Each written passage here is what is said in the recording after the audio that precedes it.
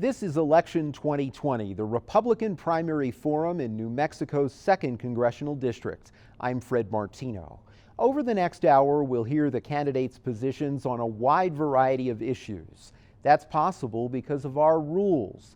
Candidates have 1 minute to answer each question, and they must not mention their opponents in the answer. We welcome our candidates, Claire Chase, Yvette Herrell, and Chris Mathys. Thank you all for being with us for this program. Claire, we begin with you for our first question now. Some say that the COVID-19 federal relief packages have not offered enough help for individuals. What would you have done differently, if anything? Well, Christian, thank you so much for having us today. And I do believe on the corona crisis that we have done, the packages that were passed were obviously in a time of an extraordinary crisis. It called for an extraordinary solution. And I think that we had done a very good job with what information that we had. So, I know that it's tough out there for people right now. It's tough for businesses. But I do think at the end of the day, I feel like President Trump did very well in his leadership and in encouraging Congress to get a package through. I really wish the Democrats would not have snuck in things like funding for the Kennedy Center, but as it relates to people, I think we got as much in the hands of American citizens and American businesses as we could. Yvette, your thoughts on this? And I have to agree. I mean, I think Congress acted extraordinarily quick. I think our president has done an amazing job in ensuring that the American people and businesses have been protected. The PPP package, of course, they refunded it and put more money into it for our small businesses and the employees that were laid off. I think that we're looking at an extraordinary time in our lives. But I've sat on a number of conference calls with the task force, and we're seeing where they're infusing many billions of dollars into not only the states, but for tribal leaders, so forth. So I think looking at the bigger picture right now, I think we acted accordingly. I agree. I wish there wasn't extra pork in these bills. But at the same time, I'm glad that they were able to act quickly for the American people. Thank you. Your thoughts? It's a pleasure to be here. I'm Chris Mathys. I actually live in Las Cruces. Thank you so much for letting me participate. I am a conservative Republican. I'm self-employed, so I was directly impacted by the restrictions put on by our governor. I honestly believe that the initial help did work. It helped not only people with their payroll relief, but also people in small business. However, I do believe now it's time to get us back to work and not to continue to use taxpayer dollars to inject into the economy, because guess what? It's all going to have to be paid back. I strongly believe it is time to open up New Mexico again, safely and securely, but we need to get back to work. We need to get our economy revved up again as soon as possible. Thank you very much, Chris. We move on to our next question. If elected, describe your top legislative effort to help the economy recover. And Yvette, we begin with you on this one. Thank you for the question. And you're right, we're seeing a different America than we saw just a few months ago. And clearly it'll be standing with President Trump and helping to re-energize and revitalize our economies. That starts to me by pressing again on lowering our taxes and deregulation. I think that will be very helpful for our small business owners, our communities, as we do open up our economy safely throughout the country. So certainly standing with this president. And it's hard to know right now today what that looks like 8 months from now. But for me personally, it will be putting the people of New Mexico first and doing what we can to ensure that they have a path forward for prosperity. Thank you. We now move to Chris. Chris, your answer. Clearly, the most important thing on everyone's mind right now is opening up New Mexico again. In 8 months, that might be somewhat different, but we need to make sure that people can operate their businesses and work together. I had the honor of serving in the armed forces. I will also make sure that as soon as possible, we are able to provide more places for our veterans to get the medical care they need. Now they're having to travel as far as 3 hours sometimes to see a doctor. Also very important to me is our border.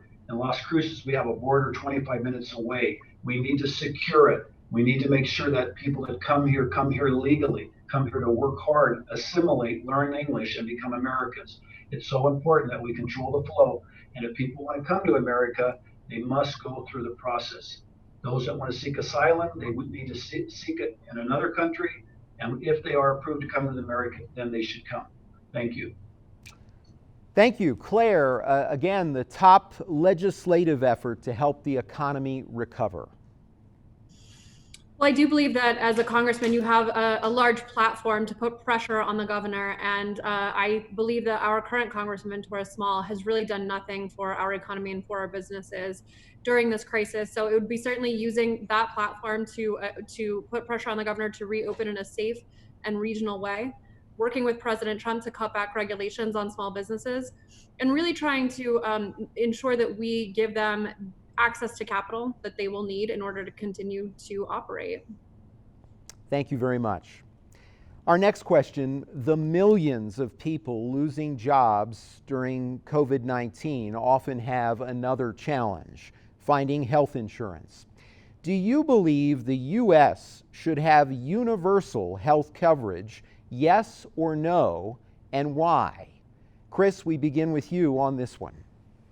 This is a very important issue. In America, it is so important that we remain able to seek our own medical care, be able to find our own private doctor, and be responsible for who we want to insure us. I'm absolutely against universal coverage. I think as Americans, those of us that work hard and have paid in for years should be penalized by a system that catches everyone. It frustrates me that with recent Obamacare that some people's premiums went up 30 to 40%. It just isn't right, and it is not fair. Also very important is the cost of prescription drugs. My father had the advanced case of Parkinson's disease. He had to buy his medication in Canada. The reason he did is because the drugs here were so expensive. We need to have an even playing field, and all Americans should be able to pay the same prices as people do in the other countries for the same drugs. Thank you. Thank you very much. We move now to Claire, your answer on this one. You know, I think a government takeover of healthcare is absolutely the wrong answer. I have a pretty personal story of access to healthcare. When I was pregnant, I was a very high-risk pregnancy, and I had to seek care out of state. That should not be happening in the state of New Mexico. We need to figure out how to expand access in our rural areas. And then I would support legislation like HR 19. It's Leader McCarthy's bill to bring down prescription drugs. It would streamline FDA approval process, allow greater access to generics. And I think that will help New Mexicans be able to better afford health insurance. Lastly, I will say I think we need free market solutions always. And so being able to sell insurance across state lines is certainly something that I would like to consider, hopefully when I go to Washington, D.C. Thank you. Yvette. Great question. My answer is no. I'm a person who believes heavily in free markets and limited government. So I believe that we need an opportunity for free markets. Businesses, individuals should be able to choose the best policies that fit them and their needs individually. We should not be going to a one-size-fits-all because it doesn't work. And we're clearly seeing that right now because of the cost of premiums for our individuals. We saw that President Trump was able to eliminate the individual mandate. And I really appreciate the fact that they've done the right to try in terms of giving terminally ill people the opportunity to try new drugs. But we need to see about getting rid of the government run healthcare and let the free market explode. I mean, when we have opportunity to choose, it drives prices down. When we give consumers the ability to pick and choose, here we are, we're looking at an opportunities to have different different policies and different doctors, those that would actually work for the families and the businesses that need them. The free markets is where we go to drive the cost down. Okay, thank you very much, Yvette. We'll have some more time now to explore the issue of health care. That question, of course, was a rather general one, simply asking whether or not you believed the U.S. should have universal health coverage.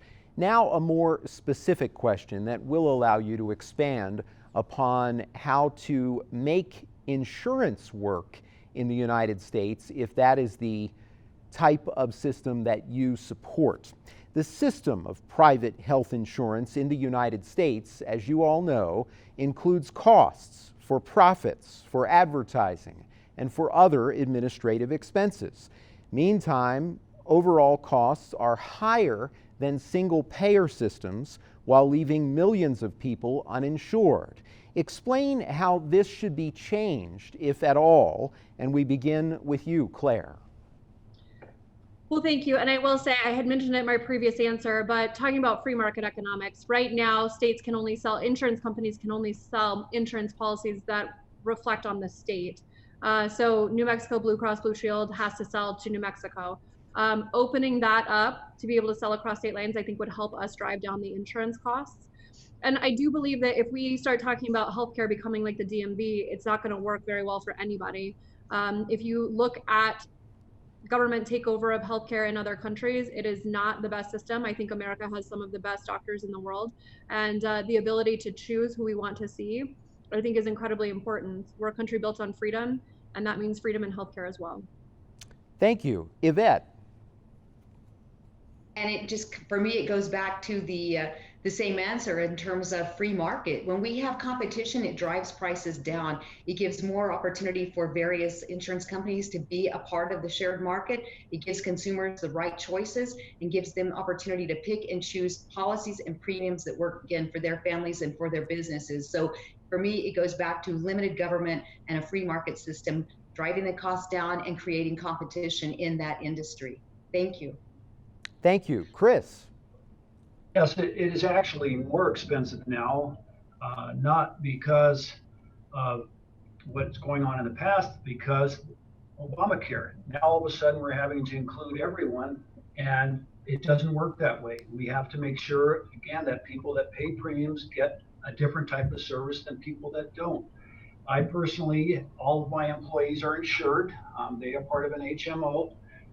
We were able to shop around to find out which HMO had the lowest deductibles. It was a free market. We found a particular medical provider that worked the best for us, and that's who we used. And I'm proud to have everyone that works for me fully insured and all of their medical care costs covered with low deductibles. And that free market and the ability to be able to shop around is so important, because if you rely on the government to take care of it, it's going to be like Canada, where you wait in line for surgeries. The government decides when you get your surgery, and that's not up to the government to decide who gets medical care. It's up to us. Time. Thank you very much, Chris. We move on with another question now about health care. We move from individual coverage to the societal need for health care. The pandemic, of course, has raised real alarm about the nation's public health system. If elected, what measures would you support to ensure that we are better prepared to address public health issues, in particular things like the pandemic? And we begin with you, Yvette. Right, a great question. And I think we saw a taste of that just over the last several weeks during this pandemic. And unfortunately, we had a governor in the state and across the country who actually prohibited people to have essential medical services. And while they were trying to protect everybody and ensure that we had facilities available for the coronavirus victims, at the same time, we shut the door on those that needed, health screenings, cancer screenings, dialysis, hip replacements. And I think to better prepare ourselves for the future would be to understand that we have to have a medical service and providers that are available 24/7 for the people of America, the people of New Mexico. We can't shut the door on one segment of the population because we're trying to protect another. And again, this goes back to better planning. And I think this pandemic, again, hindsight is 2020, so it'll give us an opportunity to see how we can plan better for the future. But we have to keep essential services available to everyone during a pandemic. Thank you very much, Yvette. We move to you now, Chris. Well, I'd like to start with the president and his team. I think they've done actually a good job providing people with the ability to get testing, providing the ventilators where they are necessary. And what particularly concerned me is the one-size-fits-all approach. Here in New Mexico, especially in southern New Mexico, we don't have the same infection rates and population densities as a place like Manhattan. So why are we being asked to shut down our businesses and our ability to make a living and be compared to Manhattan? I was up in Sierra County. They have 2 cases. It's so important that we are careful, allow people to test that want to test, and make sure the medical care is available to them, but at the same time, not overreact and then end up in a situation where we are now, where we are under lockdown and we have a 25% unemployment rate. That needs to change. We need to open our economy back up. Thank you, Chris. Claire? I would start by bringing the supply chain back from China. I think that if this pandemic has taught us anything, it's that China is now not our friend, and that we are too reliant on an unfriendly country for not only our prescription medicine manufacturing, but for a number of other manufacturing issues as they relate to things like personal protective equipment. So what the president has done on China has been amazing. He's obviously decided that they are not going to take advantage of us any longer. And he called them out when he needed to. So I've been very grateful for the president's leadership, not only as it relates to China, but then also through the pandemic in ensuring that we have access to all of the equipment that we need. Thank you very much, Claire. Many are concerned about voting in person during the pandemic. Do you support federal funding that would ensure every state could provide voting by mail? Yes or no, and why? And Chris, we begin with you on this one. Voting in person has been in America for over 100 years. We can't take that right away from people. We're asked to go to stores and keep distances. Why can't we use the same standards at the polling stations? It's so important that we provide access to everyone that wants to vote and never lose our ability to vote in person. Doñana County has a history of voter fraud. We don't want that to continue. The more all mail-in ballot elections, the more that could be a concern. You have my word that I will make sure that Americans can vote. They can vote in person and they can go in their polling station. It's so important to me. I will also make sure that our elections are carried out honestly, and if ballots are invalid, that they are taken out of the process and not counted. Voter integrity is very important, and we must maintain the right to vote in person.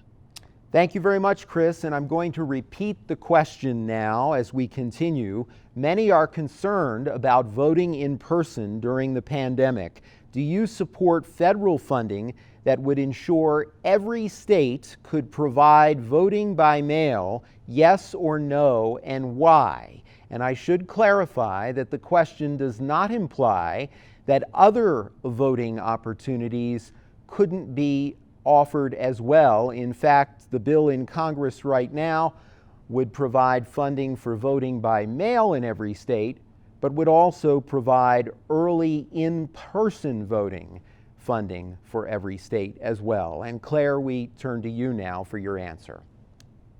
Well, thank you for the question. I would not support federal funding for mail-in ballots, although I do believe that absentee ballots for those that request them are important. Obviously, we need to protect people at the voting booths, and as critical and as important as in-person voting is, which is obviously the history in our country, for those that are medically fragile, or for those that are worried about risking getting coronavirus, we do need to be able to allow them access to the absentee ballot system.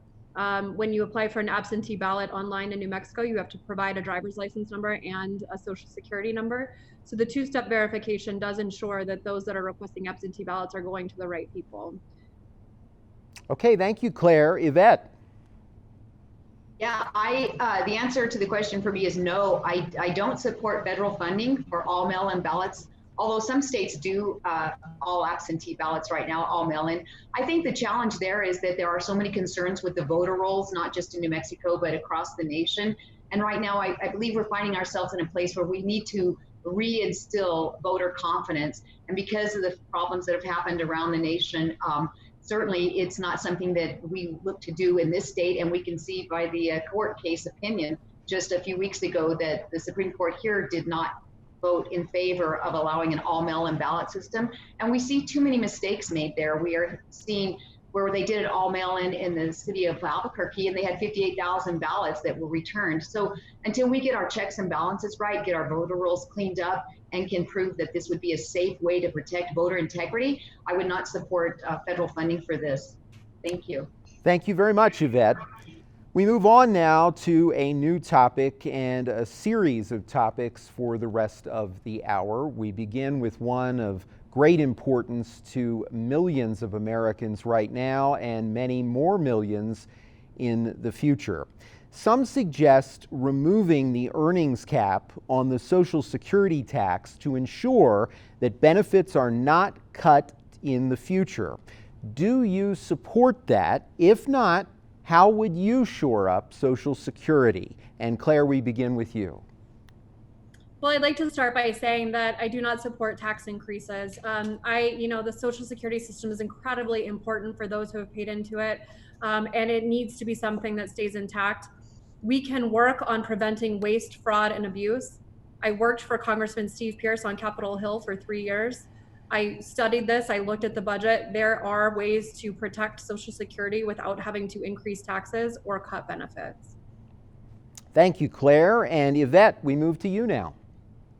Right. Social Security is such an important part of our lives in terms of our retirement. Too many people, too many Americans are relying on that. So we have to protect the solvency of the Social Security accounts. And I know that they've done some work in terms of changing the ages when you can start receiving the Social Security. But we've got to ensure that we're protecting that account and ensuring that our seniors have that retirement that they are planning on having as they near retirement. So no, I would not support raising taxes, but we have to make sure that we are protecting the solvency of that entire account. Thank you, Yvette. Chris. Well, thank you very much. The first issue here in New Mexico is why do we pay taxes on our Social Security income in New Mexico? We're one of the few states that still do that. It was on the agenda in the last session to remove that. It didn't pass. I don't believe that people that receive Social Security should have to pay taxes on that Social Security income. The other thing very important to me is that we don't increase taxes, but that we look at the system. The way the system works now, seniors that paid in their entire lives for their Social Security check, they're the ones that should be getting the money. Why is so much of the money going on people that declare disability in their early 30s because they use drugs, and now seniors are having to pay part of their Social Security fund to take care of people like that? The Social Security should be intact, held together, and it's meant for seniors who paid in. It's not meant to take care of young people that have drug problems. It's just so important to me that we also do not raid that fund. We do not use the money for something else. It has to stay protected for our seniors so that their Social Security will be protected in the future. Thank you very much, Chris. Moving on, President Trump signed an executive order halting permanent residency approvals for most immigrants. Critics say that this is not fair to people who want to stay in the U.S. and play a critical role in our labor force. Do you support this executive order, yes or no, and why? And Yvette, we begin with you. Right, thank you, Fred. And I think the executive order was temporary, if I'm remembering correctly. But what we need to do is go back to the basics. And I think this administration has done an amazing job of ensuring the safety and the national security of our nation. Obviously building the wall, the funding that he's getting for the wall. But we need to look at the laws that are already on the books. We need to give the tools given to that the Border Patrol and ICE agents need so that we can implement the laws that are there, put new judges on the bench so that we can allow people that want to come to our nation legally a faster way to do so, and then look to see how we improve the H-2A program so that we do have migrant workers here for our ag industries. But I believe his executive order was a temporary order while we were going through this pandemic. But certainly I've stood with this president and this administration on what they're doing to secure not only our borders, but to protect our assets in terms of stop giving essential services and to illegals, the people that are here illegal, when we have people, homeless veterans on the streets that aren't getting those services. Thank you, Yvette. And Chris, we move to you now. Yes, I support the president 100%. We're at a point right now where we just can't afford more illegal aliens coming into our country. We have a national crisis. We have an unemployment rate of 25%. At this time, it's for us, attention should be given to our citizens, to Americans first, to our veterans. I served in the Army. I cringe when I see someone standing on the street corner that served our country trying to get quarters, but then an illegal alien comes over with a couple of kids and gets free housing and medical and all of that. It's so important to me that we definitely have the border secured. We finish the wall. We control who comes into America and make sure right now that we start taking care of our own first. Thank you. Thank you, Claire. Well, thank you. I will say that I do believe that the president has made the right choice during this time. We have to give American workers time to get back on their feet once we come around the corner on this crisis and we're able to get back to work. I certainly support, the guest worker program, but we do need to secure the border. The president has been very strong on this issue, and prior to COVID, it was certainly one of the most important issues in the district. Ensuring that we have a secure border, ensuring that we have funding for the wall, because at the end of the day, sovereign nations deserve secure borders, and New Mexico deserves that as well. Thank you. President Trump has continued to support expansion of the border wall. Breaches in the wall are common, and some say that it is not the best use of money for border security. What is your position? And Chris, we begin with you. Well, the first thing I'd like to say is the person or people that believe that is just go down to El Paso and see how their crime rate has gone down exponentially after they constructed the wall between Ciudad Juarez and El Paso. Barriers and walls work. It's so important that we control the entry of illegal aliens in America, especially if you look at the drug trafficking that goes on. Our young people have so many issues with drugs now, and 90% of the drugs are coming from south of the border. If someone comes to America and brings drugs and tries to smuggle them, they need to be charged with a felony and then sent to prison. We need to protect our homeland, our sovereignty, our people. And the way you do that is you have a strong, secure border. And if people are here illegally, they're deported. The people we want in America are the ones that want to work hard, come here legally, learn English, and assimilate, and be proud Americans. Thank you. Claire. Well, I will say that this is, again, an issue that I've been very supportive of the president's actions on. Again, sovereign nations deserve secure borders. And what it's meant to do, a wall is not meant to prevent all crossings. It's meant to drive illegal immigrants into a single point of entry. We also need to fully fund new technologies at our border checkpoints, and we need to fully fund the Border Patrol. And I think all of those combined will help us really crack down on illegal immigration into this country. Albuquerque was named one of the 7 most dangerous cities, and that is because of the drug problem that we have. As Chris mentioned, 90% of that is coming from our southern border. It's a problem. Opioid addiction is a big problem in New Mexico, and I believe a lot of that would be addressed by ensuring that that southern border is secure. Thank you. Yvette.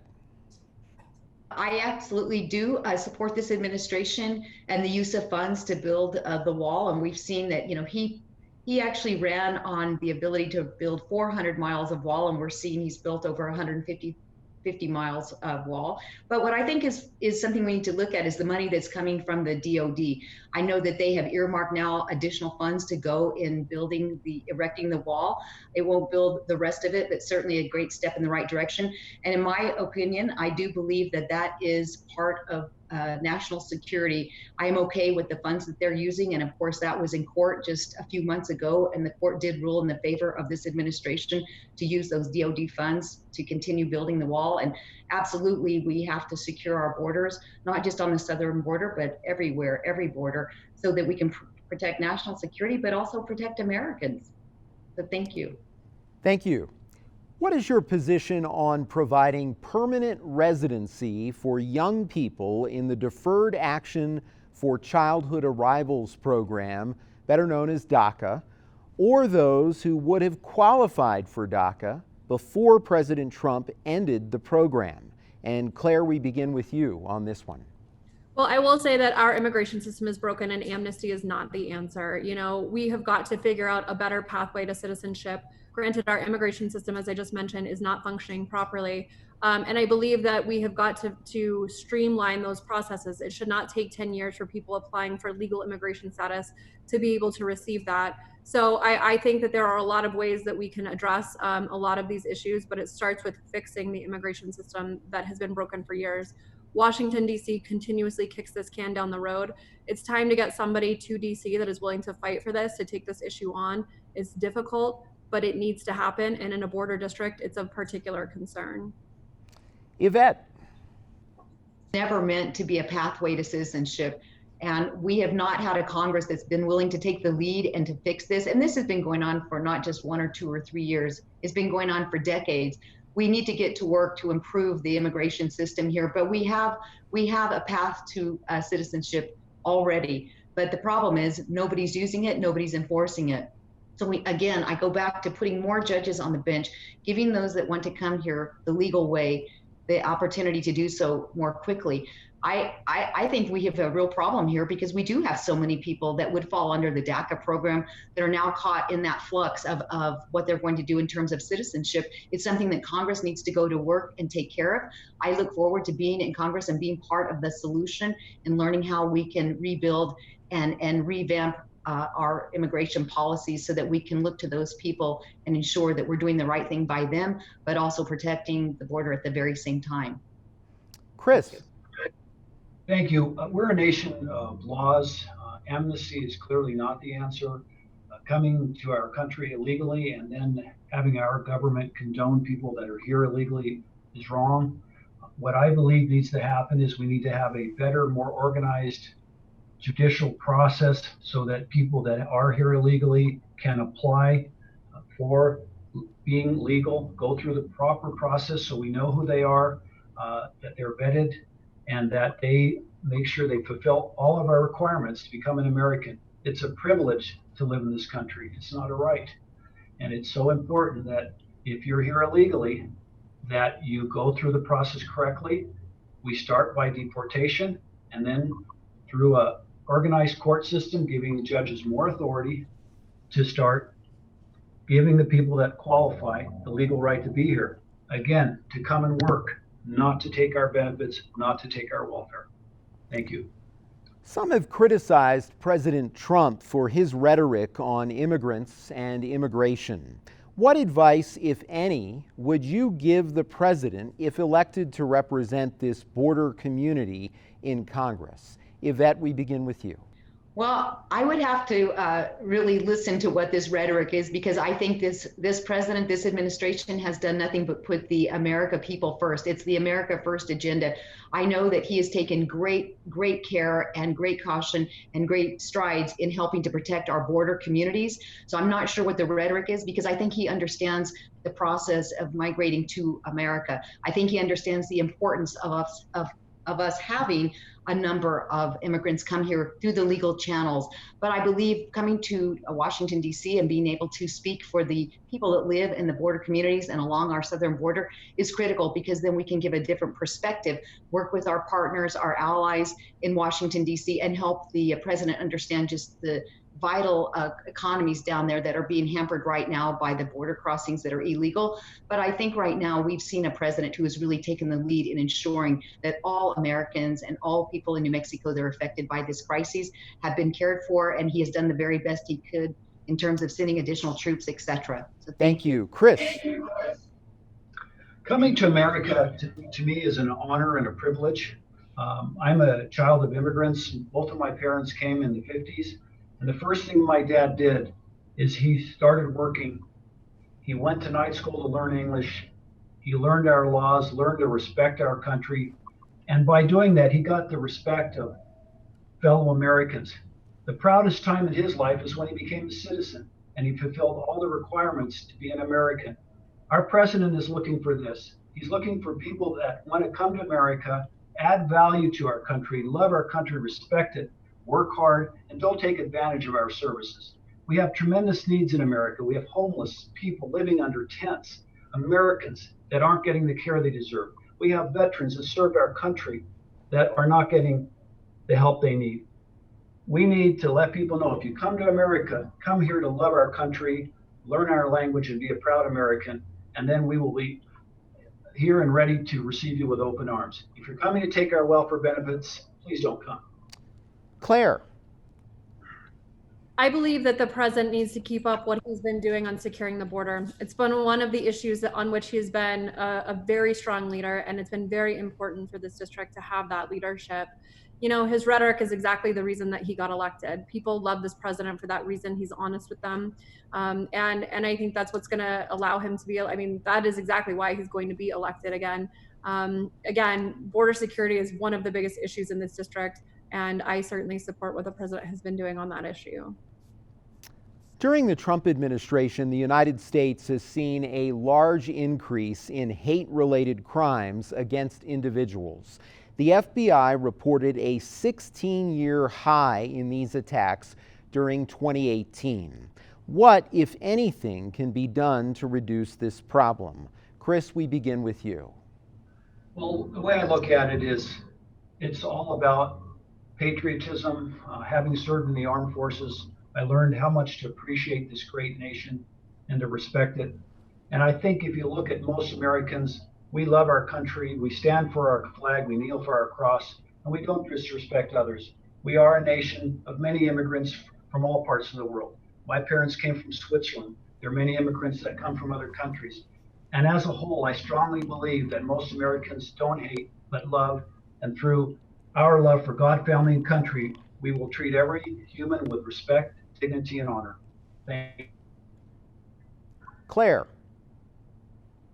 Look, I think that this country has gone through a pretty crazy time, not only under the 8 years of Obama, but I mean, now what we're looking at is coming together in the time of crisis, and that is certainly something that Americans have been very good at. We are a predominantly Christian nation, and I believe that we teach in that you treat your neighbor like you treat yourself. I believe Americans far and wide believe that, and I believe that we're mostly good people. And as sometimes things happen, but I don't believe that is the fault of President Trump. Yvette.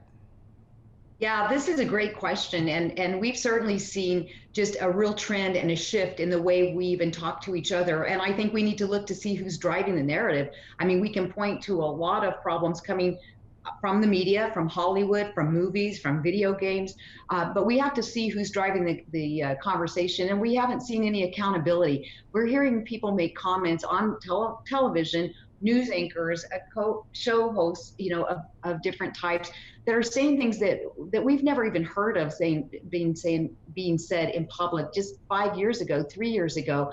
And I think we need to look to who's driving the narrative, and the people of America are starting to wake up and understand that they are being fed a lot of untruths. We need to, and I've said this before, get God back in the conversation. We started seeing kind of the fracturing of our nation when we pushed God out of schools and now out of just about everywhere, including almost church.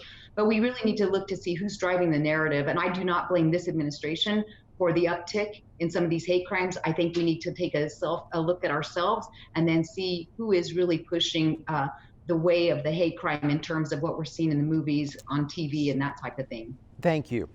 A high-profile hate crime in our community was the mass shooting in El Paso. The shooter used an assault rifle. Do you support an assault weapons ban, yes or no, and why? Claire, we begin with you. I do not support gun control. The Second Amendment has been one of the most important amendments in our nation's history, and it is certainly something that is a way of life here in the Western United States, particularly in a rural district like ours. I was honored to receive the highest rating that the NRA gives to political outsiders. And as a woman on the road, sometimes by myself late at night, I am always grateful to be able to carry my self-protection in the form of my gun in the event that my car breaks down on the side of the road on a rural highway. I believe that protecting our Second Amendment rights is one of the most important things we can do as members of Congress. I don't make promises on this campaign that I'm not going to keep, and I promise that I will be fighting for our Second Amendment rights every day when I go to Washington, D.C. Yvette. Yeah, I would not support any bill that would impede on our Second Amendment. I've stood up and protected our Second Amendment as a state representative. We can see that this district is clearly pro-God, pro-Second Amendment, pro-family. These are values that are very endearing to not only our constituency and our people in New Mexico, but quite frankly, around the nation. So I would not support any bill that would impede on our Second Amendment. It is a right. And I have been endorsed by the NRA and Gun Owners of America in this race because of my strong position on protecting our Second Amendment. Thank you. Chris. Having served in the armed forces, I realize how important it is that Americans have the right to keep and bear arms. Our Constitution makes it very clear that as having a Second Amendment, it is a right that shall not be infringed upon. I do not support any further restrictions on gun ownership. I also do not support the red flag law that has been proposed. We as Americans, we have the right to have protection, personal protection for self-defense, and not only self-defense, but from tyranny. And it's not up to our neighbor or someone down the road to tell us if we have a right to keep and bear arms. I'm an NRA member. I'm a proud owner of several pistols and shotguns, and I will do whatever it takes to make sure that we have no further gun control or gun restrictions on our rights to keep and bear arms. The so-called gun show loophole refers to the fact that private sales of firearms do not require a federal background check of the purchaser. Do you support universal background checks for gun purchases? Yes or no, and why? Yvette, we begin with you. Yeah, I think this is an issue that we talked about in the New Mexico State Legislature, where we were trying to see bills come before us that would prohibit the sale of a firearm between individuals. And no, I don't want to see that right impeded on. I think that our gun shows have been handled very professionally, and people expect to be able to go to a gun show and purchase a firearm without that. We do have a background check that is available. I don't believe in expanding our background checks, but I think what we have is we have laws on the books that I've had conversations with Sheriff Mace about this. We have the right laws on the books. It's a matter of implementing those laws and not crowding what we already have with additional laws like the red flag bill and some of these other ones that are complicating our right to bear arms. Thank you. Chris. New Mexico law is very clear already. Just recently, the legislature passed a law that if you purchase a rifle or a pistol at a gun show, you are required to go through a background check. My concern is yet another restriction on gun ownership.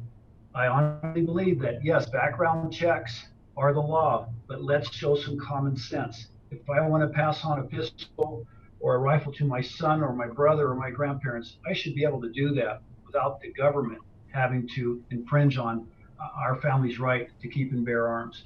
We have enough gun control on the law, or should I say on the books. We don't need more regulation. Claire. Again, I do not support any additional gun control, and I don't believe that the universal background check it will solve what people think that it is trying to solve. We do need to be able to hand down, family heirlooms and guns to our children and give them to our parents if we feel like that's necessary. As a business owner in weapon manufacturing business, we do this, we go to some of these trade shows and it is difficult. I mean, it is not just as simple as reaching across and buying a gun. You still have to do a background check. You still have to follow all of those steps. So again, I am not supportive of gun control. We do need to enforce the laws that we already have on the books as a start. Okay, we move now to questions about the environment. What, if anything, should be done to address climate change? Chris, we begin with you. Well, I think we have to be very careful with the word climate change.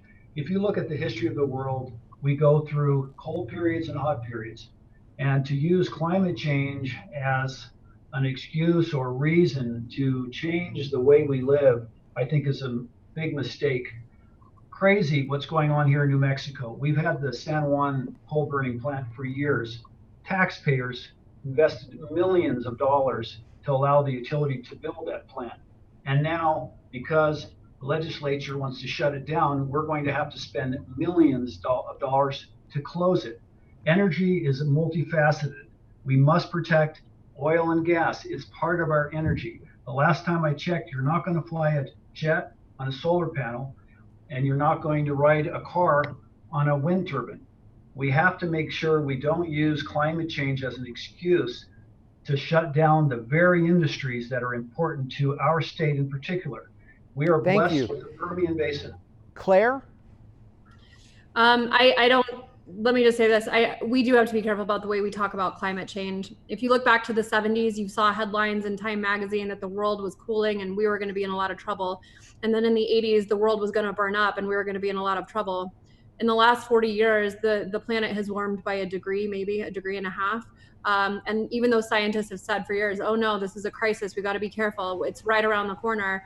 that has never really come true. The beautiful thing about oil and gas is that we have been able to adapt to all of these things. It has allowed humanity to adapt to the changing climate that has been happening for centuries. And so I think that we need to reframe the discussion about whether it's human flourishing or whether it's an unchanging planet. Yvette. Yeah, on the climate change issue, I think we need to be smart and be looking to science. We all have a responsibility to take care of our planet, take care of our air, water. But what we need to do is not be pushing radical agendas like the Green New Deal or New Mexico's ETA. We need to be looking to industries and look to see the science and technology that they've been able to implement to shrink their carbon footprint. Again, the best conservation efforts are done by the people that make their living or use our public lands, the lands that are connected to the different industries, whether it's oil and gas, ag industries. And we've seen a great deal of moving the ball forward in terms of science. We've seen, less carbon, less emissions, but greater production levels. We've seen our dairy farmers infuse new technologies that have helped the climate. So I think we need to be very careful about how we talk about this, but let's speak to truths and science and work with our industry leaders that are utilizing this land. Thank you. Proponents of alternative energy note that New Mexico has great potential for expanded solar and wind energy. What, if anything, should the federal government do to advance clean energy? Claire. I think, obviously an all of the above approach is certainly something we need to consider. But again, all of these experts kept saying that fossil fuels will not be around for forever, and our technology just keeps getting better and better, where we're able to access the bypass porosity in places like the Permian that we have been unable to access before. Oil and gas provides the most reliable and cheapest source of energy that there is. And granted, renewable energies are important. They're an important piece of the puzzle, but they are certainly not everything. Policies like the Green New Deal do not work for America. They do not work for New Mexico, which is very reliant on oil and gas revenues. And I certainly, would say that I don't believe the federal government should subsidize any market, including that of the renewable energy. Yvette. Right, I agree. I mean, I don't think the federal government should subsidize it either. I do think there's a place for all different types of energy, but we need to be smart about this because right now the renewable energies, although we have a plethora of wind and solar, these are not affordable to the consumer. And so we have to be thinking about that. We can't think that we're correcting one problem and create 15 more. They can all work together, but certainly, our emphasis needs to be on our oil and gas, our coal mines, nuclear, things that, energies that are more affordable to the consumer at the end of the day. But I do not think that those industries should be subsidized by the federal government or the state government. Thank you. Thank you. Chris. Yes, thank you. I think it has to be a fair playing field, and for one industry to get tax credits and not another clearly is not fair. Solar and wind are a big part of New Mexico. We just converted our main source of water at the ranch from basically diesel fuel generator to solar, and we're able to save a lot of money doing that. But that doesn't mean that we're going to close the door on other very vital sources of energy. Clearly, you're not going to run cars and aircraft on just electricity. You have to have a good supply of oil and gas to make the world go around. And so the way I look at it is let every industry be creative, be smart, and come up with ways to provide energy cleanly and efficiently, but don't favor one industry over another.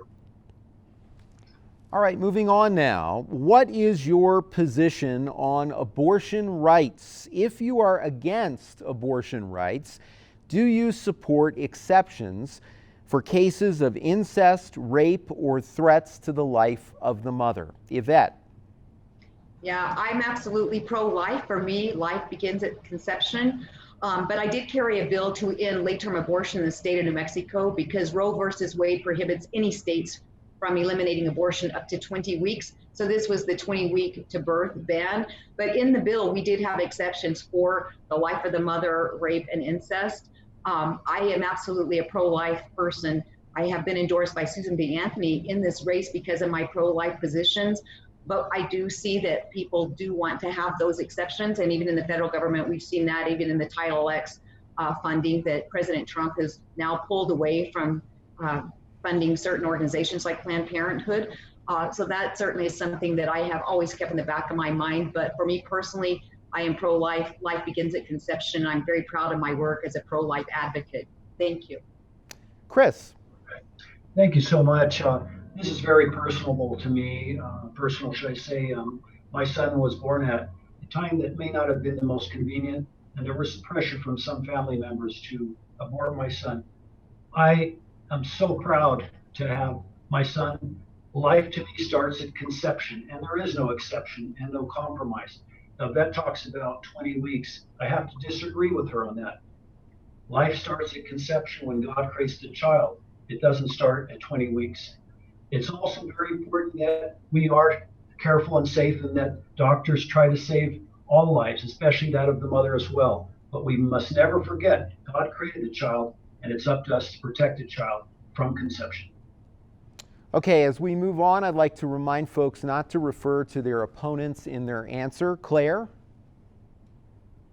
So I am also 100% pro-life. I am the only mother in the race, and as I mentioned earlier on the healthcare story, I am a mother of twins, and they were miracle babies. It's just why I had a high-risk pregnancy. And every single time that I look at them, I am reminded of the sanctity of life and what it means to be able to carry that forward. I believe that God creates beautiful human beings for us, and I am certainly, again, 100% pro-life. Thank you. New Mexico has one of the highest poverty rates, and our median household income is far below the national median. Explain a federal policy that you would advance, if elected, to improve these statistics. And Chris, we begin with you. Well, I think it all starts with the home. So many young people are not prepared to enter the workforce. There is job opportunities out there if you want to work, but you have to have the will and the education. And it's so important that our children in the home are taught the values and their principles they need to have a successful life. I don't believe, again, it's up to the federal government to get involved in some catch-all policy to create more jobs. We have a thriving economy if we only let it work. Prime examples right now. Here in New Mexico, we can't work because we have a governor that has shut us down.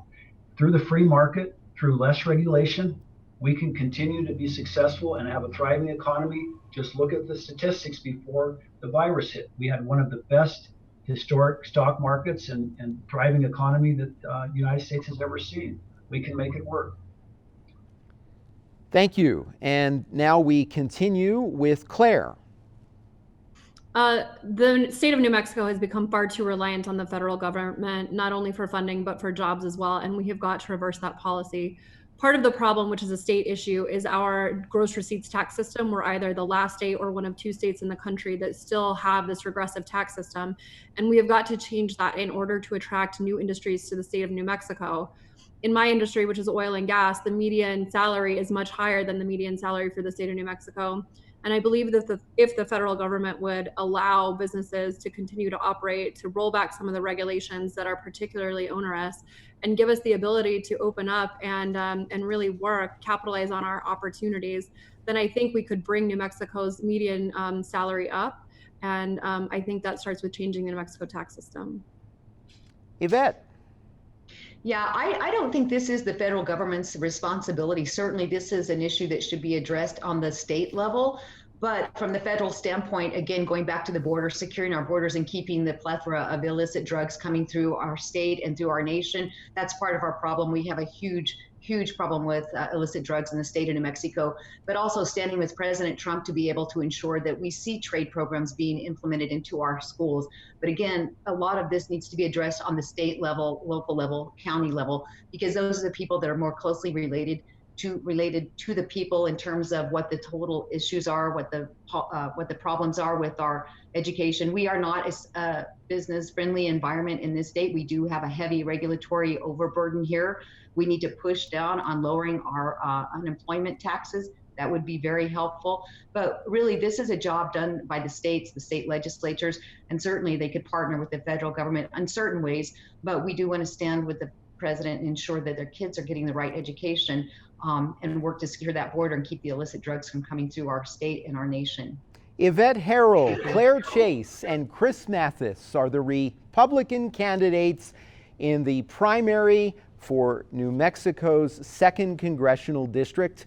Thank you all for being with us for this Election 2020 forum today. Thank you for having us. Thank you very much. We appreciate your time. And thanks as well to all of you at home for joining us for this Election 2020 forum. I'm Fred Martino. For all of us at KRWG News, have a good week.